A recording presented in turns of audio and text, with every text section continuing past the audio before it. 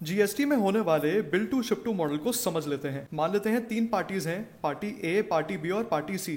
Party ए situated है दिल्ली में, जो हेड ऑफिस है कंपनी का। पार्टी बी महाराष्ट्र में लोकेटेड है, जो सप्लायर ऑफ मटेरियल है। और पार्टी सी है कर्नाटका में, जो पार्टी ए का मैन्युफैक्चरिंग यूनिट है।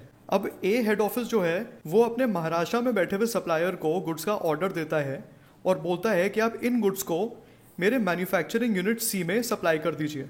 तो ये दिल्ली में लोकेटेड है, ये महाराष्ट्र में लोकेटेड है और ये कर्नाटका में लोकेटेड है। तो इस केस में प्लेस ऑफ सप्लाई क्या बनेगी, दिल्ली या कर्नाटका? ध्यान से देखिए, जब ये सप्लायर भी अपना टैक्स इनवॉइस रेज करेगा तो वहां पर 2 कॉलम्स डालेगा, एक बिल टू का और एक शिप टू का। तो क्योंकि ऑर्डर ए ने किया है, जो हेड ऑफिस है, इस टैक्स इनवॉइस की बिलिंग ए को होगी और ए का ही जीएसटी नंबर डाला जाएगा।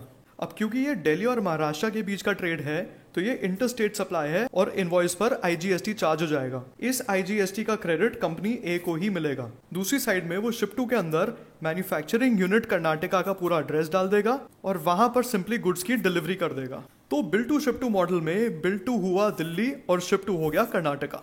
आप अपनी क्वेरीज व्हाट्सएप या कमेंट सेक्शन में पूछ सकते हैं। इस रील को लाइक और शेयर करें और हमारे चैनल सीए टॉकीज को जरूर सब्सक्राइब करें।